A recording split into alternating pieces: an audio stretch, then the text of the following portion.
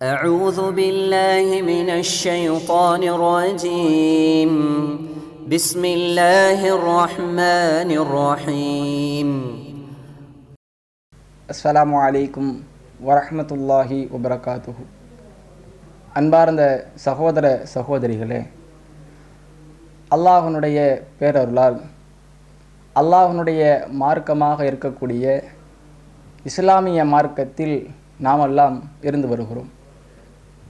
இந்த இஸ்லாமிய மார்க்கத்தில் இருக்கக்கூடிய மக்களுக்கு இறைவன் ஏராளமான போதனைகளை எடுத்துச் சொல்கிறான். யாரெல்லாம் அல்லாஹ்வை நம்பிக்கை கொண்டிருக்கிறார்களோ அப்படிப்பட்ட நம்பிக்கையாளர்களை அழைக்கும் விதமாக யா ஐயுஹல்லதீன ஆமனு இது போன்ற வார்த்தையை கொண்டும் யா ஐயுஹன்னாஸ் எல்லா மக்களையும் குறிப்பது போன்று அல்லாஹ்வை நம்பிக்கை கொண்ட மக்களையும் குறிக்கும் விதமாகவும் எல்லா மக்களையும் அல்லாஹ்வை நம்பிக்கை கொண்ட மக்கள் மாத்திரம் இன்றி எல்லா மக்களையும் குறிக்கும் விதமாகவும் அல்லாஹ் குர்ஆனிலே மக்களை அழைத்து அவர்களுக்கு ஏராளமான போதனைகளை செய்கிறான். அதில் ஒன்றாக நாம் குர்ஆனிலே பார்க்கலாம், யா ஐயுஹல்லதீன ஆமனு துக்ருல்லாஹ திக்ரன் கஸீரன். ஈமான் கொண்ட மக்களே, நீங்கள் அல்லாஹுவை அதிகமாக நினைவு கூறுங்கள். அல்லாஹ் இந்த இடத்துல இந்த வசனத்தில் நமக்கு சொல்லக்கூடிய ஒரு பாடம் என்னவென்று சொன்னால், நீங்கள் அல்லாஹுவை அதிகமாக நினைவு கூறுங்கள் என்று சொல்கிறான். வெறுமனே வாயளவில் பெயரளவில் நான் ஈமான் கொண்டு விட்டேன் என்று சொல்லிவிட்டால் நாம் சொர்க்கவாசியாக மாறிவிட முடியாது. நம்முடைய வாழ்க்கையில் சொர்க்கத்திற்குரிய அமல்களை செய்ய வேண்டும், சொர்க்கத்திற்குரிய காரியங்களை செய்ய வேண்டும். இறைவன் எதையெல்லாம் நமக்கு ஏவி இருக்கிறானோ கட்டளையிட்டு இருக்கிறானோ அதையெல்லாம் கடைபிடிக்க வேண்டும். அதில் ஒன்றாக அல்லாஹ் சொல்கிறான், நீங்கள் அல்லாஹுவை அதிகமாக நினைவு கூறுங்கள். கொஞ்சமாலாம் நினைவு கூறக்கூடாது. ஒரு நாளைக்கு இன்னைக்கு கொஞ்ச நேரம், இன்னைக்கு மட்டும், நாளைக்கு கிடையாது. ஒரு நாளைக்கு, ஒரு மாதத்துக்கு, ஒரு வாரத்துக்கு போதும் இப்படின்னு அல்லாஹ் சொல்லல. நீங்கள் அல்லாஹுவை அதிகமாக நினைவு கூறுங்கள் என்று அல்லாஹ் குர்ஆனிலே சொல்லி காட்டுகிறான்.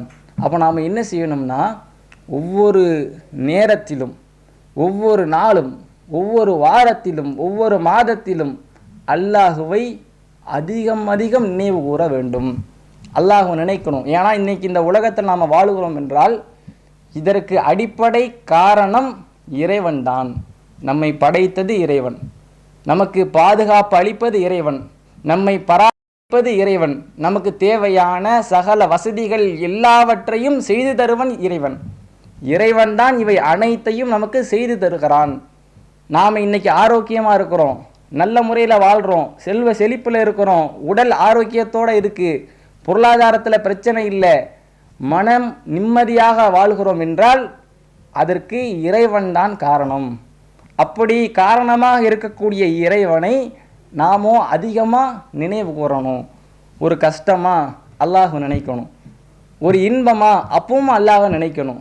கஷ்டத்தில் அதிகமான மக்கள் என்ன செய்வாங்க, அல்லாஹ் நினைப்பாங்க. எனக்கு ஒரு பிரச்சனை, எனக்கு ஒரு கஷ்டம், எனக்கு ஒரு துன்பம், உடனே அல்லாஹ்கிட்ட பிரார்த்தனை செய்கிறது, இறைவா எனக்கு நீ அது கொடு, இது கொடு, எனக்கு இந்த பிரச்சனை இருக்குது, எனக்கு இந்த கஷ்டம் இருக்குது, அதையெல்லாம் நீ நீக்கு, அதையெல்லாம் நீ போக்கு, அதிலிருந்து நீ காப்பாற்று என்று அதில் இருந்து நாமோ அல்லாஹ்ட்ட பிரார்த்தனை செய்கிறோம், அல்லாஹ்வை நினைவு கூறுறோம். அதே போல் ஒரு இன்பத்திலே நாம் என்ன செய்யணும், அல்லாஹுவை நினைவு கூற வேண்டும். ஆனால் இன்னைக்கு அதிகமான மக்கள் ஒரு இன்பமான தருணம், ஒரு மகிழ்ச்சியான ஒரு நேரம் என்றால் அல்லாஹுவை நினைவு கூறுவதை மறந்து விடுகிறார்கள். ஆனால் நாம் என்ன செய்யக்கூடாது, அது மாதிரி இருந்துடக்கூடாது. மகிழ்ச்சியான தருணமாக அப்போவும் நாம் என்ன செய்யணும், அல்லாஹுவை நினைவு கூறணும். மகிழ்ச்சியாக இருக்கின்ற பொழுது அல்லாஹு அக்பர் என்று அல்லாஹுவை நாம் என்ன செய்யணும்னா முன்னிலைப்படுத்தணும், அல்லாஹுவை பெருமைப்படுத்தணும். அப்போ இது போல இன்பம் துன்பம் என எந்த சூழலாக இருந்தாலும், எந்த நிலையாக இருந்தாலும் அல்லாஹுவை நாம் அதிகமாக நினைவு கூற வேண்டும். அல்லாஹுவை நினைவு கூறுவது தொடர்பாக குர்ஆனிலே ஏராளமான வசனங்களில் அல்லாஹ் நமக்கு கூறுகிறான். இப்படி இறைவனை நாம் நினைவு கூறும்போது நமக்கு கிடைக்கக்கூடிய அந்த சிறப்பு இருக்கிறதல்லவா, இது மிக அற்புதமான ஒரு சிறப்பாக இருக்கிறது. எந்த அளவிற்கு என்றால் அல்லாஹ் குர்ஆனில் சொல்கிறான், ஃபதுகுரூனி அதுகுருக்கும், நீங்கள் என்னை நினைவு கூறுங்க, நான் உங்களை நினைவு கூறுறேன். சொல்கிற வார்த்தையை கவனிங்க. நீங்கள் என்னைய நினைவு கூறுங்க. மக்களாகிய நம்மை பார்த்து அல்லாஹ் சொல்கிறான், மக்களே நீங்கள் அல்லாஹ்வாகிய என்னை நினையுங்கள், நான் உங்களை நினைக்கிறேன். அல்லாஹ் நம்மை நினைப்பான். நாம் அல்லாஹ்வை பற்றி நினைத்தால், அல்லாஹ்வை பற்றி பேசினால், அல்லாஹ்வை பற்றி மற்றவர்களிடத்தில் பகிர்ந்து கொண்டால், அல்லாஹ்வை நாம் நினைப்பது போன்று, அல்லாஹ்வை பற்றி நாம் பேசுவதை போன்று அல்லாஹ் நம்மை பற்றி நினைக்கிறான். இன்றைக்கு உலகத்தில் உள்ள நிகழ்வுகளை கொஞ்சம் ஒப்பிட்டு பாருங்களேன். அதாவது உலகத்தில் ஒரு மனிதர் தன் நேசத்திற்குரிய ஒரு மனிதராக இருப்பார். அவருடைய நேசம் நமக்கு கிடைக்க வேண்டும் என்பதற்காக அவங்கள நேசிப்பாங்க.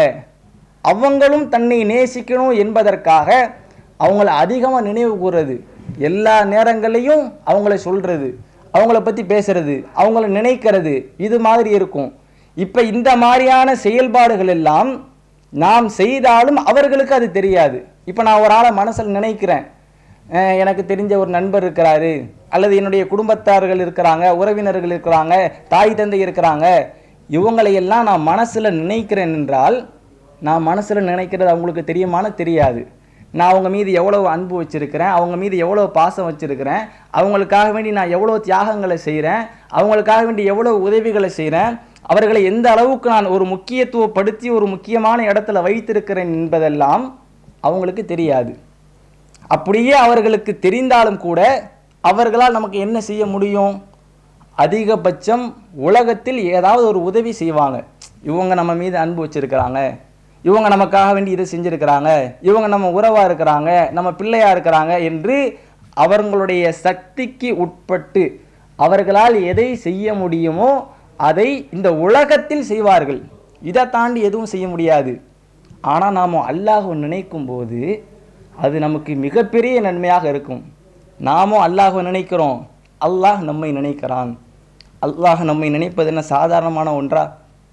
அல்லாஹ் நம்மை நினைப்பது சாதாரணமான ஒன்றா? இன்றைக்கு ஒரு மனிதர், ஒரு பிரபலியமான ஒரு மனிதர், ஒரு உச்சத்தில் இருக்கக்கூடிய ஒரு மனிதர், ஒரு முதலமைச்சர்னு எடுத்துக்கிறீங்களேன், அல்லது ஒரு பிரதமர்னு எடுத்துக்கிறங்க, இவங்க நம்ம பேரை ஒரு இடத்துல சொல்லிட்டாங்க, பயன்படுத்திட்டாங்கன்னா சந்தோஷம் தாங்க முடியாது. அதனால் நமக்கு என்ன செய்யும்னா பலவிதமான நன்மைகள் கிடைக்கும் உலகத்தில். இதற்கே நாம் இப்படி ஆசைப்படுறோம், இதை ஒரு பெரிய மகிழ்ச்சியாக நினைக்கிறோம் என்றால், அகிலத்தை படைத்து பராமரிக்கக்கூடிய அல்லாஹ் நம்மை நினைப்பது என்பது மிக பிரம்மாண்டமானது, அளப்பெரியது. ஏனென்று சொன்னால் அல்லாஹ் நம்மை நினைவு கூர்ந்தால்தான் நாளை மறுமையில் நாம் வெற்றி பெற முடியும். இந்த உலகத்தில் வாழ்கிறது எதுக்கு? இந்த உலகத்தில் நாம் வாழ்கிறோமே எதற்காக? இந்த உலகத்தில் வாழ்கிறோம், எப்படியாவது சொர்க்கத்திற்கு செல்ல வேண்டும். இதுதான் நோக்கம் எல்லாருக்கும். பாவம் செய்யக்கூடிய மனிதர்களாக இருந்தாலும் சரி, தீமைகள் செய்யக்கூடிய மனிதர்களாக இருந்தாலும் சரி, நன்மைகள் செய்யக்கூடிய மனிதர்களாக இருந்தாலும் சரி, அனைவருமே மறுமையில் சொர்க்கத்துக்கு போகணும், இப்படி தான் ஆசைப்படுறோம். அப்போ சொர்க்கத்துக்கு போகணும்னா அதற்கு முதல் படி என்ன? சொர்க்கத்தை நாம் அடைவதற்கு நாம் செய்ய வேண்டிய அடிப்படை காரியம் என்ன? அல்லாஹ்வுடைய திருப்தி பெற்று இருக்க வேண்டும், அல்லாஹ்வுடைய திருப்தியை நாம் அடைந்திருக்க வேண்டும், அல்லாஹ்வுடைய அன்பை நாம் பெற்றிருக்க வேண்டும். அப்போ அல்லாஹ் நம்மை நினைவு கூற வேண்டும், அல்லாஹ்வுக்கு நம்முடைய நினைப்பு இருக்கணும். இப்போ நமக்கு ஒரு ஆள் ஒரு உதவி செய்கிறாங்கன்னா நம்ம யாருன்னு தெரிஞ்சிருச்சு அப்படின்னா அவங்க நமக்கு நிறைய உதவி செய்வாங்க. நான் இன்னாருடைய பிள்ளை, நான் இன்னாருடைய மகன், இன்னாருடைய உறவினர், இன்னாரை எனக்கு தெரியும் என்று அவங்கள வச்சு நாம் என்ன செய்யலாம்னா சலுகைகளை பெற்றுக்கொள்ளலாம். இப்போ அல்லாஹ்விடத்தில் நாம வெற்றி பெறணும்னா நாம் அல்லாஹ்வை அதிகம் நினைக்கும் போது அல்லாஹ் நம்மை நினைவு கூர்ந்திருப்பான். இவன் என்னைய உலகத்தில் நினைச்சான்ப்பா, இந்த அடியான் உலகத்தில் என்னை அதிகமாக நினைவு கூர்ந்தான். அல்லாஹ் நம்ம என்ன செய்யறான்னா நினைவு வச்சிருக்கிறான். அல்லாஹ் பொதுவாகவே யாரையும் மறக்க மாட்டான், எல்லாரையும் தெரியும் அல்லாஹ்வுக்கு. நல்லவங்க கெட்டவங்க பாவிகள் எல்லாரையும் அல்லாஹ் அறிந்திருப்பான். இருந்தாலும் நல்ல காரியங்களை செய்து அல்லாஹ்வுடைய அந்த நினைப்பை நாம் பெற்றிருக்கின்ற காரணத்தினால் இலகுவாக சொர்க்கத்துக்கு போயிடலாம். அப்போ இது எவ்வளோ பெரிய சிறப்பு. அப்போ நாம் என்ன செய்யணும்? அல்லாஹ்வை அதிகமாக நினைவு கூறணும். இப்படி அல்லாஹ் நாம் நினைக்கும் போது அல்லாஹ் நம்மை நினைக்கிறான். அல்லாஹ் நம்மை பற்றி பேசுவது, நம்மை பற்றி நினைப்பது நமக்கு அவ்வளவு மகிழ்ச்சிக்குரிய ஒரு விஷயம். உலகத்தில் சாதாரண மனிதர் நம்மை பற்றி பேசுவதற்கே என்னையை பற்றி அவங்க நினச்சி பார்க்க மாட்டாங்களா, என்னையை இவங்க நினைக்க மாட்டாங்களா, என் மீது இவங்க அன்பு செலுத்த மாட்டாங்களா, இப்படியெல்லாம் நாம் நினைக்கிறோம்ல. அப்போ இந்த மாதிரியான நேரத்தில் அல்லாஹ் நம்மை நினைக்க வேண்டும், அல்லாஹ் நமக்கு அருள் புரிய வேண்டும், அல்லாஹ் நமக்கு உதவி செய்ய வேண்டும் என்றால் அல்லாஹ் நாம் என்ன செய்யணும்? அதிகம் அதிகம் திக்ரு செய்ய வேண்டும், அல்லாஹ்வை நினைக்க வேண்டும். இப்படி நாம் அல்லாஹ்வை நினைக்கின்ற பொழுது, அல்லாஹ்னுடைய நினைப்பு நமக்கு இருக்கின்ற பொழுது அல்லாஹும் நம்மை நினைப்பான், நம்மை இலகுவாக வெற்றி பெற செய்வான். அல்லாஹ் தன் திருமறை குர்ஆனில் சொல்லி காட்டுகிறான், வதுகுருல்லாஹ கஸீரன் லஅல்லகும் துஃப்லிஹூன். நீங்கள் வெற்றி பெறுவதற்காக அல்லாஹுவை அதிகமாக நினையுங்கள். வதுகுருல்லாஹ கஸீரன் லஅல்லகும் துஃப்லிஹூன். நீங்கள் வெற்றி பெறுவதற்காக அல்லாஹுவை அதிகமாக நினைவு கூறுங்க. நாளை மறுமையில் நாம் சொர்க்கத்துக்கு போகணுமா, மறுமையில் நாம் வெற்றி அடையணுமா, அல்லாஹுவை அதிகமாக நினைக்க வேண்டும், நினைவு கூற வேண்டும். இப்போ நாம் அல்லாஹுவை நினைவு கூறுவது என்பது மறுமையில் வெற்றியை பெற்று தரக்கூடியதாக இருக்கிறது. அப்போ இந்த வெற்றி என்பது இறை நினைப்பில் இருக்கிறது. அப்போ இந்த இறை நினைப்பை நாம் என்ன செய்யணும்னா அதிகமாக சேகரித்து கொள்ள வேண்டும். இன்னைக்கு உலக நிலைமை என்ன, உலகத்தில் உள்ள நிலவரம் என்னவென்று சொன்னால், அல்லாஹுவை மறந்த மக்கள், அல்லாஹ்வுடைய மார்க்கத்தை மறந்தவர்கள், அல்லாஹ்வுடைய போதனையை மறந்தவர்கள் இன்றைக்கு சினிமா கூத்தாடிகளை, சினிமா நடிகர்களை நினைவு கூறுகிறார்கள். எந்த அளவிற்கென்றால், ஏதாவது ஒரு விஷயத்தை பற்றி பேசுவதாக இருந்தாலும் சரி, ஒரு தகவலை சொல்வதாக இருந்தாலும் சரி, அந்த படத்தில் இந்த மாதிரி வருது காட்சி, இந்த படத்தில் இந்த மாதிரி வருது, இதில் இந்த மாதிரியா ஒரு பாட்டு இருக்குது, இப்படி என்று அந்த நடிகர்களை பற்றியும் அவர்கள் நடித்த படங்களை பற்றியும் அனுதினமும் ஒவ்வொரு நேரத்திலும் பேசக்கூடிய நிகழ்வை பார்க்கிறோம். இதனால் நமக்கு என்ன பயன் இருக்கிறது? இதனால் நமக்கு என்ன நன்மை கிடைக்க போகிறது? அதிகமான நன்மைகளை பெற்று தரக்கூடிய அளவிற்கு இதற்கு ஆற்றல் இருக்கிறதா?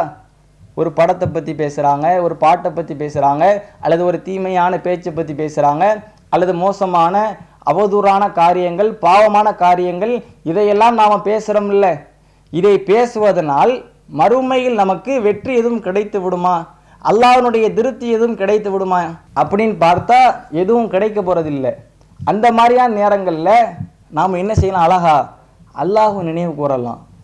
ஒரு பாட்டு பாடக்கூடிய ஒரு இளைஞன், ஒரு படத்தை பற்றி பேசக்கூடிய இளைஞன், அல்லது ஒரு தீமையான காட்சிகளை பற்றி பேசக்கூடிய ஒரு இளைஞன், ஒரு இளங்கி, ஒரு முதியவர், ஒரு பெண்மணி, யாராக இருந்தாலும் பிறரை பற்றி கேலி கிண்டல் செய்யக்கூடிய நேரங்களில், அல்லது தேவையற்ற காரியங்களை பார்க்கக்கூடிய, பேசக்கூடிய, செய்யக்கூடிய நேரங்களில் அல்லாஹ் நினைவு கூர்ந்தா எவ்வளவு நன்மை கிடைக்கும். அப்போ நாம் என்ன செய்யக்கூடாது? அதை அலட்சியப்படுத்திடக்கூடாது. அல்லாஹுவை அதிகமாக என்ன செய்யணும்? நினைவு கூறணும்.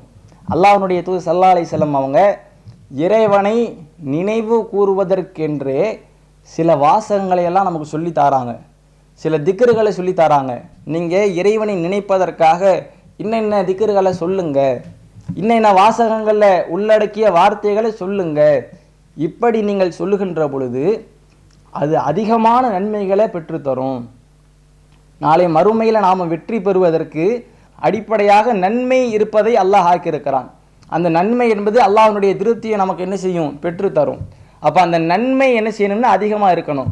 ஃபஅம்மா மன் சகுலத் மவாசீனுஹு ஃபஹுவ ஃபீ ஈஷத்தி ராதியா வஅம்மா மன் ஹஃபத் மவாசீனுஹு ஃபஉம்முஹு ஹாவியா. நாளை மறுமை நாளில் அல்லாஹ் நன்மை தீமை ஆகிய இரண்டையும் அளப்பதற்காக மீசான் தராசை ஆக்கியிருக்கிறான். அந்த மீசான் தராசில் நன்மையினுடைய எடை அதிகமாக இருக்கணும், தீமையினுடைய எடை குறைவாக இருக்கணும். யாருடைய நன்மையின் எடை அதிகமாக இருக்கின்றனவோ அவங்க இன்பத்தில் இருப்பாங்க. யாருடைய தீமையின் எடை அதிகமாக இருக்கிறதோ, நன்மையினுடைய எடை குறைவாக இருக்கிறதோ அவங்க ஹாவியாவில் இருப்பாங்க. ஹாவியாவனா என்ன? அது சுட்டெரிக்கக்கூடிய நெருப்பு, நரகத்தில் இருப்பாங்க. அப்போ மறுமையில் நன்மையினுடைய எடை அதிகமாக இருக்கக்கூடிய நிலையில் இந்த உலகத்தில் நாம் வாழ்ந்து மரணிக்க வேண்டும். ஏனென்று சொன்னால் இந்த உலகம் என்பது மறுமையை தீர்மானிக்கக்கூடியது. இந்த உலகத்தில் நாம் நல்லவங்களாக இருக்கிறோமா, நன்மையான காரியங்களை செய்கிறோமா, அல்லது பாவமான காரியங்களை செய்கிறோமா, அல்லது தீமையான காரியங்களை செய்கிறோமா என்பதையெல்லாம் கணக்கிட்டு எதை நாம் அதிகமாக செய்திருக்கின்றோமோ அதற்கு ஏற்றால் போல் சொர்க்கத்தையோ அல்லது நரகத்தையோ அல்லாஹ் நமக்கு என்ன செய்வான்? தருவான். நன்மை அதிகமாக இருந்தால் சொர்க்கம், இன்பம்.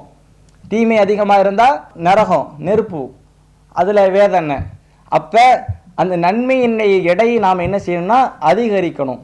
அதற்கு ஒரு அழகான வழி தான் இந்த இறை நினைவு, திக்ர். இந்த திக்கரை நாம் சொல்லுகின்ற பொழுது அளப்பெரிய நன்மை கிடைக்கும். சாதாரணமாக இதை நாம் என்ன செய்ய முடியாதுன்னா கணக்கிட முடியாது. பயங்கரமான நன்மை.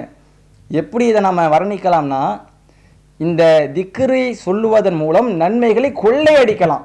கொள்ளையடிப்பது என்று சொல்லலாம். அவ்வளவு நன்மைகள் கணக்கிட முடியாது. இதுக்கு இவ்வளவுதான், இதுக்கு இவ்வளவுதான் அப்படின்னு சில திக்ருகளுக்கெல்லாம் வரையறை செய்ய முடியாத அளவுக்கு, நம்மளால் நினைத்து பார்க்க முடியாத, கணக்கிட முடியாத அளவிற்கு ஏராளமான நன்மைகளை அல்லாஹ் நமக்கு இந்த திக்ருகள்ல தரான். அந்த திக்ருகள்லாம் எப்படிப்பட்ட திக்ரு?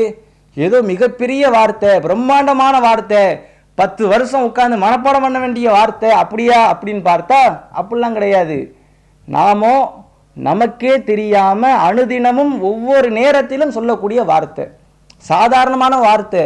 அதுக்கு அல்லாஹ் என்ன செய்யறான்? இவ்வளவு நன்மைகள் நமக்கு தாரான். அப்போ நாம் என்ன செய்யணும்னா இந்த திக்ருகளை அதிகமாக சொல்லணும். இன்னைக்கு உலகத்தில் அதிகமான பொருளாதாரத்தை எப்படி சம்பாதிக்கிறது மனிதன் யோசிக்கிறான். என்னுடைய பொருளாதாரத்தினுடைய நிலை, குடும்பத்தினுடைய நிலை, நான் சம்பாதிக்கின்ற இந்த பொருளாதாரம் என் குடும்பத்துக்கு பத்தாது. மருத்துவ செலவு இருக்குது, பிள்ளைங்களுக்கு பள்ளிக்கூட செலவு இருக்குது, அதுபோல் உணவு செலவு இருக்குது, இருப்பிடத்திற்கான தேவைகள் இருக்குது, உடைகள் வாங்கணும் அதுக்கான செலவுகள், இப்படின்னு அவனுடைய அந்த கணக்கை பார்க்கும்போது இவ்வளவு சம்பாத்தியம் எனக்கு பத்தாது அப்படின்னு மனிதன் பார்க்கிறான். அப்போ உலகத்தில் இப்படி பார்க்கக்கூடிய நாமோ மறுமைக்கு பார்க்கணுமா இல்லையா? நாம் தொழக்கூடிய தொழுகை 5 நேர தொழுகை, அதில் ஃபஜருக்கு போகிறதே கிடையாது, லுகருக்கு எப்போமாவது போகிறது, அசருக்கு தூங்கிடுறது உணவு முடிச்சிட்டு, மகரிப் இஷால மாத்திரம் கலந்து கொள்வது, இந்த நிலைமையில் நாம் இருக்கிறோம். அப்போ இதை என்ன செய்யணும்னா மாற்றணும். இதெல்லாம் எப்படி பத்தும்? இதை கொண்டு சொர்க்கத்துக்கு போக முடியுமா? நோன்பு ரமலான் மாதத்தில் மட்டும் வைக்கிறோம், அதுவும் எந்த அளவுக்கு இறையச்சத்தின் அடிப்படையில் இருக்குங்கிறது தெரியல. அப்போ நாம் செய்யக்கூடிய இந்த நல்ல அமல்கள் எல்லாம் சொர்க்கத்திற்கு போதுமானதா? இதை வச்சு சொர்க்கத்தை அடைஞ்சிட முடியுமா? அல்லாஹ்வுடைய திருப்தியை பெற்று வர முடியுமா அப்படிங்கிறத யோசிக்கணும். அல்லாஹ்வுடைய தூதர் எந்த அளவுக்கு சொல்கிறாங்கன்னா, நாம் செய்யக்கூடிய நல்ல அமல்களை வச்சு சொர்க்கத்துக்கு போக முடியாது. யாராக இருந்தாலும் சரி, நாம் செய்கிறோம்ல இந்த நல்ல அமல்களை வைத்து சொர்க்கத்துக்கு போக முடியாது. அப்போ ரசூலாட்ட திருப்பி கேள்வி கேட்கப்படுது, நாங்கள் குறைவாக நல்ல அமல்கள் செய்கிறோம், ஆனால் நீங்கள் அப்படி இல்லை அல்லாஹ்வுடைய தூதரை, நீங்கள் நிறைய செய்கிறீங்கல்ல, உங்களாலும் சொர்க்கத்துக்கு போக முடியாதா? அப்போ ரசூலா என்ன சொல்கிறாங்க? என்னாலும் தான், நானும் சொர்க்கத்துக்கு போக முடியாது என்னுடைய அமல்களை வைத்து. அல்லாஹ்வுடைய திருப்தி தான் நான் என்ன, அல்லாஹ்வுடைய திருப்தி தான் என்ன வேணும். அல்லாஹ்வுடைய திருப்தி இருந்தால் தான் சொர்க்கத்துக்கு போக முடியும். இப்போ உதாரணத்துக்கு ஒரு ஐஃபோன் இருக்குது, ஒரு காஸ்ட்லியான ஃபோன் இருக்குது, ஒரு 10 ரூபாயை கொடுத்தா அதை கொடுத்துருவாங்களா? ஒரு 100 ரூபாயை கொடுக்குறோம், ஐஃபோனு கொடுங்க, இப்போ வந்திருக்கிற மாடல் கொடுங்க. ஒரு வீடு, அந்த வீட்டுக்கு ஒரு 10,000 ரூபாயை கொடுக்குறோம், கொடுத்துருவாங்களா?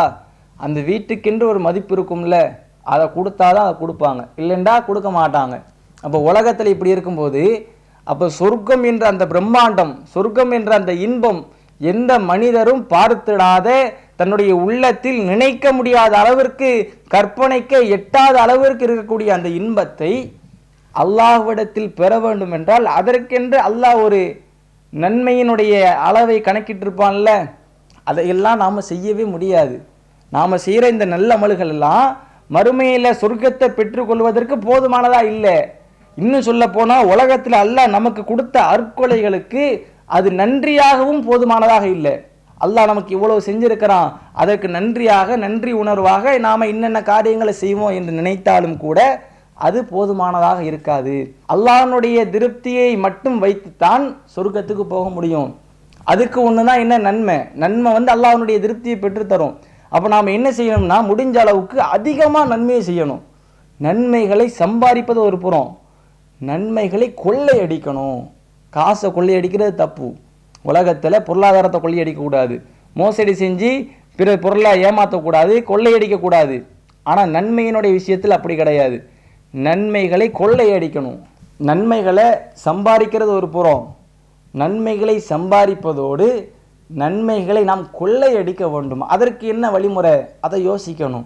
அதில் ஒன்று தான் திக்ரு. இந்த திக்ருகளை நம்ம சொல்லும்போது நன்மைகளை தாறுமாற கொள்ளையடிச்சிடலாம். இப்போ நான் உங்களுக்கு ஒரு சில திக்ருகளை சொல்லி தாரேன். நான் சொல்லக்கூடிய இந்த திக்ரனுடைய நன்மை எனக்கு கிடைச்சிட்டு, நான் சொல்கிறத பார்த்து நீங்கள் சொல்கிறீங்க, ஒரு 10 பேர் சொல்கிறீங்க, ஒரு 100 பேர் சொல்கிறீங்க, 1000 பேர் 1,00,000 பேர்னா எவ்வளவு நன்மை நமக்கு கிடைக்கும். அப்போ இது மாதிரியான கொள்ளையடிக்கும் வகையில் நாம் என்ன செய்யணும்னா நன்மைகளை செய்யணும். அப்போ அதிகமாக நாம் என்ன செய்யணும், இந்த திக்ருக்கு முக்கியத்துவம் கொடுக்கணும். ஆனால் இன்றைக்கி நாமும் அதிகமான திக்ருகளை மறந்துட்டோம், திக்ருகள் செய்கிறதில்ல. ஒரு காலம் இருந்துச்சு, எப்படிப்பட்ட காலம்னா, மார்க்கத்தில் இல்லாத, சொல்லப்படாத, மார்க்கம் காட்டித்தராத அனாச்சாரமான பிதஅத்தான திக்ருகளை செய்கிறது. அதெல்லாம் கூடாது, அதெல்லாம் தப்பு, அதெல்லாம் மார்க்கம் தடை செஞ்சிருக்கு, அதை சொல்வதால், அதை திக்ருகளை செய்வதால் நமக்கு நன்மை கிடைக்காது, மாறா பாவம் தான் கிடைக்கும் என்று பிரச்சாரம் பண்ண ஒரு காலம். அந்த பிரச்சாரம் அதிகமான மக்களிடத்துல போய் சேர்ந்துச்சு. இன்னைக்கு நிலவரம் என்ன, பாவமான முறையில் திக்ரு செஞ்ச மக்கள் போய் இன்னைக்கு திக்ருகளே செய்யாத மக்களாக நிற்கிறாங்க. அப்ப ஏகத்துவத்தை சொல்லக்கூடிய, ஏகத்துவத்தை கடைபிடிக்கக்கூடிய நாம் இப்படி இருக்கக்கூடாது. அல்லாஹ் என்ன செய்யணும், அதிகமாக திக்ரு செய்யணும், நினைவு கூறணும். ஒவ்வொரு நேரம் நமக்கு ஃப்ரீயாக இருக்கும்போது, இடைவெளி கிடைக்கும் போது, ஏதாவது ஒரு பிரேக் கிடைக்குதா, அந்த நேரத்தில் ஒரு திக்ரு வாசகத்தை சொல்லிடுறது. அப்போ அது மாதிரியான திக்ருகளை நாம் சொல்லும்போது, இப்போ இது மாதிரி திக்ருகளை சொல்லும்போது நமக்கு நிறைய நன்மை கிடைக்கும். இப்போ அதில் ஒரு சில திக்ருகளை பார்ப்போம். ரசூலுல்லாஹ் நமக்கு சொல்லி தந்த அதிகமான நன்மைகளை பெற்று தரக்கூடிய சில திக்ர். அதில் ஒரு சில விஷயங்களை நாம் என்ன செய்வோம்னா பார்ப்போம். முதல்ல அல்லாஹ்வுடைய தூதர் ஸல்லல்லாஹு அலைஹி வஸல்லம் அவங்க ஒரு செய்தியை நமக்கு சொல்கிறாங்க, ஒரு அழகான திக்ரை நமக்கு கற்றுத்தராங்க. வல்ஹம்து லில்லா, இந்த வார்த்தை வல்ஹம்து லில்லா, அதாவது அல்ஹம்துலில்லா, நாம் எப்பவுமே சொல்லுவோம்ல அல்ஹம்துலில்லா இப்படிங்கிற வார்த்தையை சொல்கிறோம். இந்த வார்த்தை எவ்வளவு பிரம்மாண்டமான நன்மைகளை நமக்கு தரக்கூடியது அப்படின்னு ரசூலா நமக்கு சொல்கிறாங்க. பாருங்க, தம்ல உல் மீசான், இந்த அல்ஹம்துலில்லா என்று சொல்லக்கூடிய வார்த்தை தம்ல உல் மீசான், மீசான் தராசை நிரப்பக்கூடியது. இந்த வார்த்தை போதும், மீசான் தராசை நிரப்பி விடும். மீசான் தராசுனா என்ன, முன்னாடி நாம் பார்த்தோம்ல, நன்மை தீமை இது இரண்டையும் அளக்கக்கூடிய ஒரு கருவி. அதில் நன்மை அதிகமாக இருக்கணும், தீமை குறைவாக இருக்கணும். இப்போ இந்த நன்மையினுடைய எடை அதிகமாக இருக்க வேண்டும் என்றால் அந்த தராசை நாம் என்ன செய்யணும்னா நிரப்பணும். அதற்கு அதிகமான எடை உள்ள ஒரு பொருளை தூக்கி வைக்கணுமே, அதில் என்ன எடை அதிகமாக உள்ள பொருள் வைக்கிறது அப்படி நம்ம தேடி பார்க்கும்போது ரசூலா நமக்கு என்ன சொல்கிறாங்க, அல்ஹம்துலில்லா, இந்த வார்த்தையை நீங்கள் சொல்லுங்கள், அல்ஹம்துலில்லான்னு சொல்லுங்கள். இந்த வார்த்தை மீசானை நிரப்பிவிடும். இந்த வார்த்தை நமக்கு தெரியாதா, அல்ஹம்துலில்லா என்ற வார்த்தை தெரியாதா? எவ்வளவு மக்கள் இந்த வார்த்தையை அலட்சியப்படுத்துகிறாங்க. இதனுடைய பொருள் என்பது அவ்வளவு அழகான ஒரு அர்த்தங்களை உள்ளடக்கியது. அல்லாஹ்விற்கே புகழ் அனைத்தும், என்னால் எதுவும் கிடையாது, இந்த உலகத்தில் நன்மை தீமை என்ன நடந்தாலும் சரி, இது என்னால் கிடையாது, என் இறைவனால் ஏற்பட்டது. அல்லாஹ்வுக்கே புகழ். நான் ஒரு விஷயத்தை சாதிச்சிட்டேனா நீங்கள்லாம் என்னைய புகழ்றீங்க, நான் ஏதோ சாதனை படைச்சிட்டதா சொல்கிறீங்க, இதுவெல்லாம் இறைவனுடைய ஏற்பாடு, அல்லாஹ்வுக்கு தான் புகழ், என்னால் ஒன்றும் கிடையாது, எனக்கு ஒன்றும் பங்கு கிடையாதுங்க, அல்லாஹ்வுக்கு தான் புகழ் என்று அல்லாஹ்வை நாம் புகழும் விதமான ஒரு வார்த்தை, அல்லாஹ்வை முன்னிறுத்தும் விதமான ஒரு வார்த்தை, அல்லாஹ்வை முக்கியத்துவப்படுத்தும் ஒரு விதமான ஒரு வார்த்தை. அல்லாஹ்வுக்கு தான் புகழ், மற்றவங்களுக்கெல்லாம் இந்த புகழில் எவ்வித தொடர்பும் கிடையாது. அது என் மூலம் ஏற்பட்ட ஒரு காரியமாக இருந்தாலும் சரி, அல்லது மற்ற யார் மூலமாக ஏற்பட்டதாக இருந்தாலும் சரி, எல்லா புகழும் அல்லாஹ்விற்குத்தான், அல்லாஹ்விற்கே புகழ், அவன்தான் உயர்ந்தவன் என்று ஒரு அழகான வாசகத்தை உள்ளடக்கிய ஒரு திக்கரை அல்லாஹ்வுடைய தூதர் நமக்கு சொல்லித்தராங்க. அப்போ நாம் என்ன செய்யணும்? நமக்கு நேரம் கிடைக்கும் போது அல்ஹம்துலில்லாஹ் அல்ஹம்துலில்லாஹ் அல்ஹம்துலில்லாஹ் இப்படி சொல்லணும். இப்படி சொல்லும்போது அது மீசான் தராசில் நிரப்பக்கூடிய அளவுக்கு நன்மைகளை பெற்றுத்தரக்கூடியதாக இருக்கும். அப்போ இந்த திக்கரை நாம் அதிகம் செய்யலாமா? அதிகமாக இந்த ரமலான் மாதம் இது போன்ற நேரங்களில் நாம் இதை செய்யும்போது கூடுதல் நன்மைகளை என்ன செஞ்சு கொள்ளலாம், பெற்றுக்கொள்ளலாம். அப்போ இந்த திக்கர்களை நாம் என்ன செய்யணும்? இது போல அதிகமான திக்கர்களை செய்யக்கூடிய மக்களாக இருக்கணும். அதே போல் அல்லாஹ்வுடைய தூதர் ஸல்லல்லாஹு அலைஹி வஸல்லம் அவங்க இன்னும் சில செய்திகள் நமக்கு சொல்கிறாங்க. சுபஹானல்லாஹி வல்ஹம்துலில்லாஹி. இந்த திக்கர் அல்லாஹ்வுடைய தூதர் ஸல்லல்லாஹு அலைஹி வஸல்லம் அவங்க நமக்கு என்ன செய்கிறாங்கன்னா சொல்லி தராங்க. இந்த திக்கர்னுடைய நன்மை என்ன? தம்லஆனி மா பைன சமாவாத்தி வல் அர்த். தம்லஆனி மா பைன சமாவாத்தி வல் அர்த். வானம் மற்றும் பூமி ஆகியவற்றுக்கு இடைப்பட்ட அந்த இடைவெளியை நிரப்பிவிடும். சுபஹானல்லாஹி வல்ஹம்துலில்லாஹ்.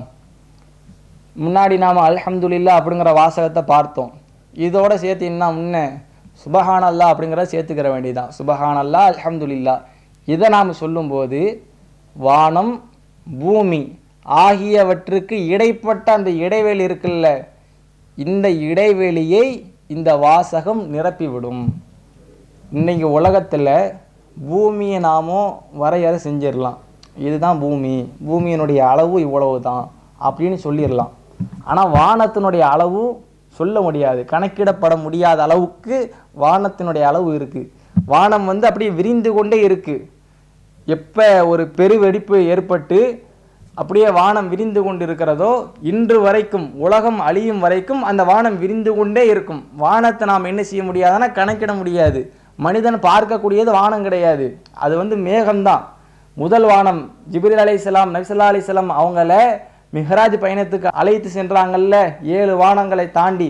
அந்த முதல் வானத்தெல்லாம் மனிதன் பார்க்கல, அவன் மேலோட்டமாக பார்க்கிறது ஒரு மேகத்தை தான் பார்க்குறாங்க. அப்போ இப்படியான நேரத்தில் அந்த வானம் மற்றும் பூமி ஆகிய இந்த இடைவெளியை, வானம் மற்றும் பூமிக்கு மத்தியில் உள்ள இந்த இடைவெளியை நிரப்பக்கூடிய அளவுக்கு இந்த திக்கருக்கு நன்மை இருக்கிறது என்றால் எவ்வளவு நன்மை இருக்கும், இவ்வளவு பிரம்மாண்டமான நன்மை. இந்த நன்மையை நாம் சம்பாதிப்பது எவ்வளவு சிரமம். ஆனால் இந்த நன்மையை இந்த திக்கர் நமக்கு சொல்லித் தருது. சுபஹானல்லாஹி வல்ஹம்துலில்லாஹ். இதை நாம் சொல்லிட்டோமா, வானம் பூமி இவை இரண்டுக்கும் மத்தியில் உள்ள இடைவெளியை இந்த வார்த்தை நிரப்பிடும். இந்த வார்த்தையினுடைய நன்மை அதிகமாக்கிவிடும். அப்போ இந்த திக்கர் நாம் என்ன செய்யணும்? அதிகமாக சொல்லணும். இதெல்லாம் எவ்வளோ சாதாரணமான வார்த்தை, நமக்கு தெரிஞ்ச புழக்கத்தில் உள்ள பழக்கத்தில் உள்ள எப்பவும் புழங்கக்கூடிய வார்த்தை. அப்போ இதை நாம் அதிகமாக சொல்லணும்.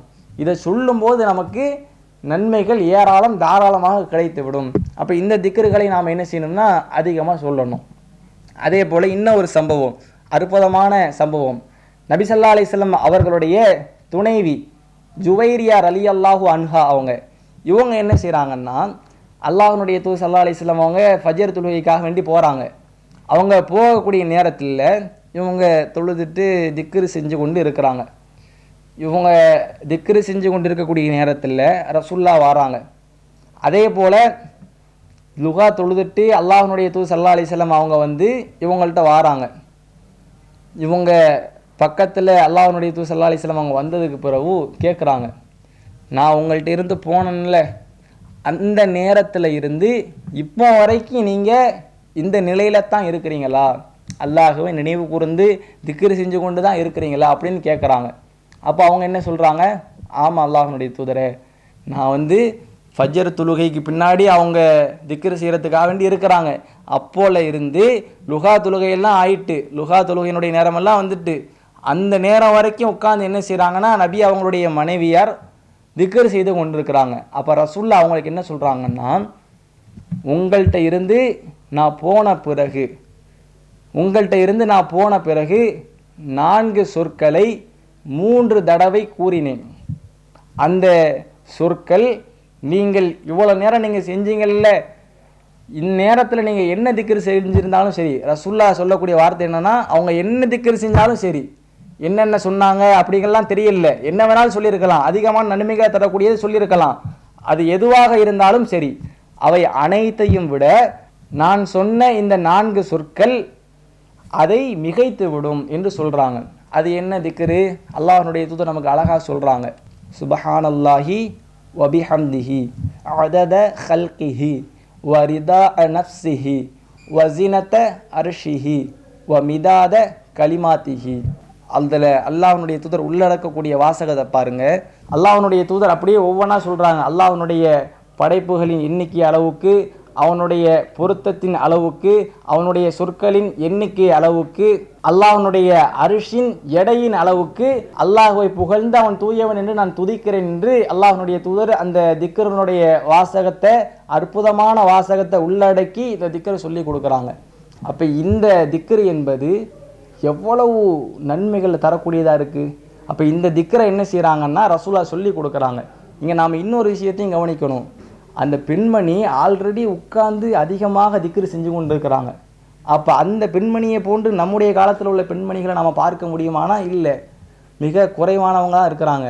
அதிகமாக என்ன செய்வாங்க, நாடகங்களை பார்க்கறது, டிவிகளை பார்க்கறது, இதில் மூழ்கி இருக்கிறாங்க. அப்போ இப்படியான நேரத்தில் நமக்கு முன்மாதிரியாக அவங்க இருக்கிறாங்க. அதற்கும் முன்மாதிரி ரசூலுல்லாஹ் சில விஷயங்களை சொல்லி கொடுக்குறாங்க. அப்போ இது போன்ற நன்மைகளை அதிகம் தரக்கூடிய திக்ருகளை நம்ம அதிகமாக சொல்லணும். இந்த திக்ருகளை நாம் சொல்லுவதன் மூலம் இலகுவாக, மிக இலகுவாக ஏராளமான நன்மைகளை பெற்று வர முடியும். அதே போன்று சொர்க்கத்திற்கு இலகுவாக சென்று வர முடியும். எனவே இந்த திக்ருகளை நாம் அலட்சியப்படுத்தி விடாமல், இறை நினைவை அலட்சியப்படுத்தி விடாமல் அதிகமாக அல்லாஹ்வை நினைவு கூறக்கூடிய மக்களாக இருக்க வேண்டும் என்று கூறி என்னுடைய உரையை முடித்துக் கொள்கிறேன். இஸ்லாம் மற்றும் சமுதாய செய்திகளை அறிந்து கொள்ள தமிழ்நாடு தௌஹீத் ஜமாஅத் யூடியூப் பக்கத்தை உடனடியாக சப்ஸ்கிரைப் செய்து கொள்ளுங்கள். மேலும் பெல் பட்டனையும் கிளிக் செய்து கொள்ளுங்கள்.